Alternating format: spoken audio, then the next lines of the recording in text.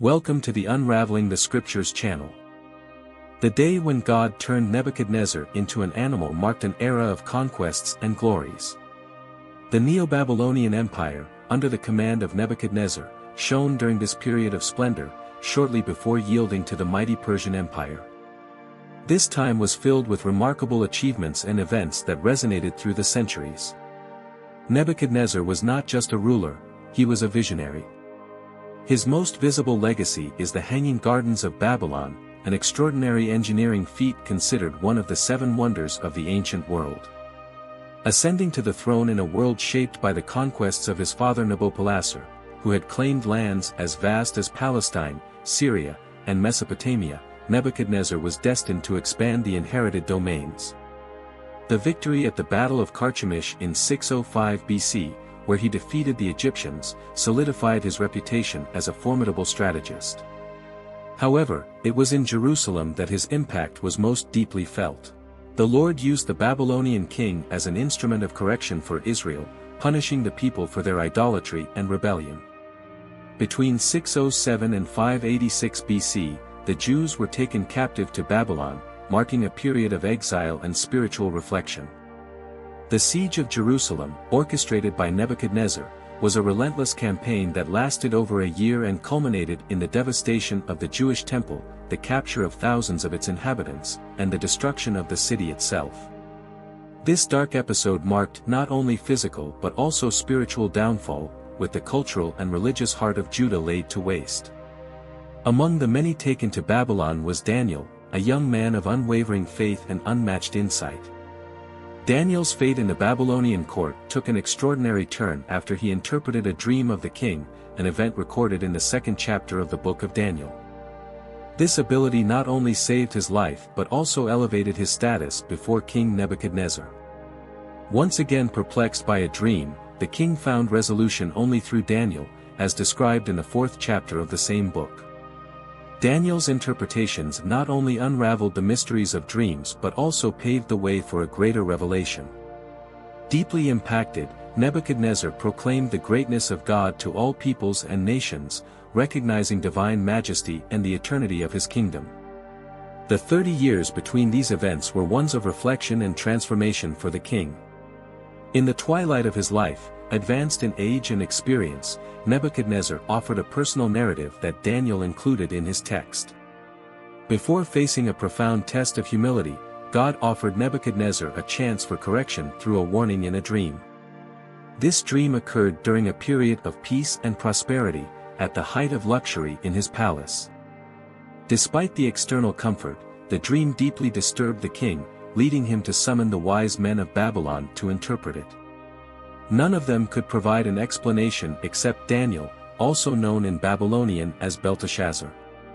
Daniel, distinguished by a special spirit and recognized by Nebuchadnezzar, was called upon to unravel the mysteries of the dream.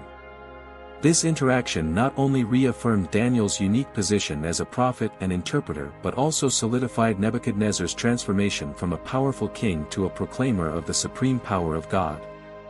Nebuchadnezzar's dream revealed a drastic and symbolic change. His human heart would be replaced by that of a beast, condemning him to live among animals and to eat as they do for 7 times, commonly interpreted as a period of 7 years.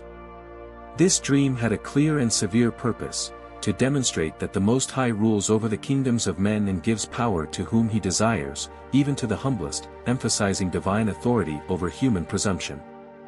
The image of the tree reaching to heaven in Nebuchadnezzar's dream evokes memories of the Tower of Babel, a previous attempt by humanity in the same region to reach the heavens, symbolizing human pride and arrogance.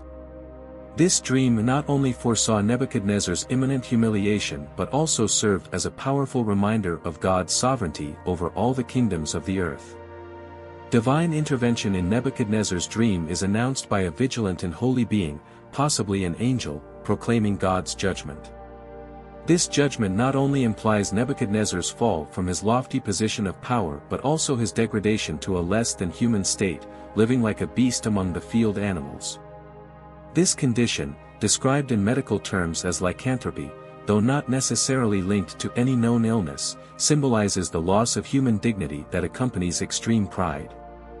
The severe judgment imposed on Nebuchadnezzar serves as a crucial lesson for both him and all of us.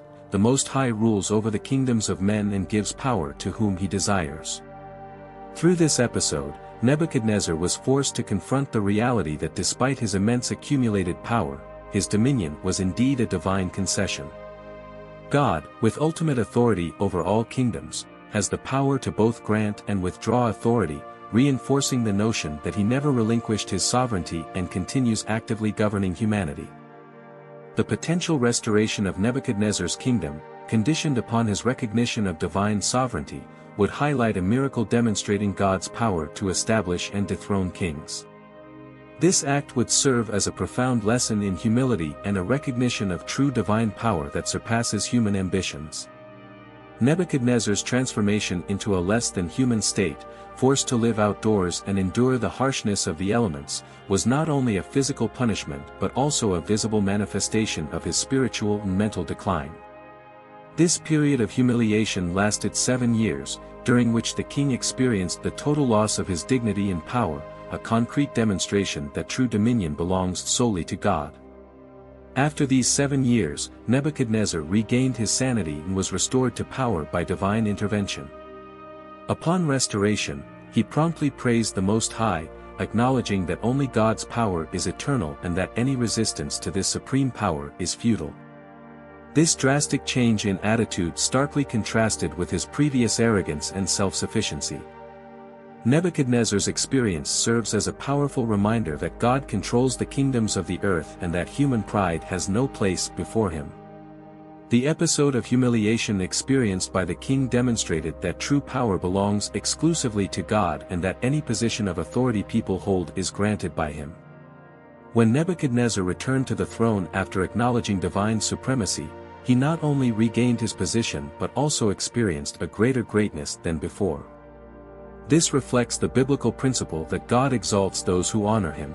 This situation highlights the generosity of divine forgiveness and how God seeks to glorify himself through nations. Nebuchadnezzar's declaration of faith, marked by a profound recognition of God's justice, is a remarkable indicator of a genuine transformation in the heart of a pagan king. It is unlikely that a leader of such stature would express such reverence and submission without having undergone a true change of heart. This transformation not only reveals an absence of resentment towards the harsh trials endured but also a newfound attitude of humility and acceptance, suggesting Nebuchadnezzar may have genuinely converted to a believer in the God of Israel. This message, surprisingly coming from the king himself, resonated with a humble acknowledgement of the wonders wrought by God in his life. Nebuchadnezzar highlighted not only the miracles he had witnessed but also the sovereignty and eternal power of the divine. His spiritual transformation was not only deep but also public. Deeply moved by his divine experiences, the king chose to proclaim his faith in a grand manner, through a royal decree addressed to all peoples and nations.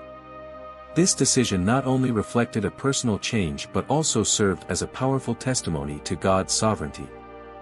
Daniel, moved by divine inspiration, recognized the significance of this account and included it in the scriptures. The inclusion of the testimony of a non-Jewish monarch served a dual purpose: to glorify God and demonstrate Nebuchadnezzar's undeniable transformation. Daniel's decision to record these events underscored the universality of the divine message and the possibility of redemption and recognition of the true God, regardless of ethnic or cultural boundaries. History reveals that Satan, the adversary, has a particular interest in silencing such testimonies, seeking to conceal the miracles performed by the Most High God in the lives of the faithful. However, Nebuchadnezzar's example breaks through this attempt at silencing, highlighting the magnitude of God's kingdom, a kingdom incomparable in its eternity, surpassing all earthly domains. Nebuchadnezzar's story offers a prophetic parallel with the fate of the Gentile nations. His experience of madness can be seen as a symbol of God's rejection of these nations, his downfall as divine judgment upon them, and his restoration as the redemption that some of these nations may experience in the millennial kingdom. This interpretation highlights not only God's sovereignty over individuals but also over nations and their collective destinies.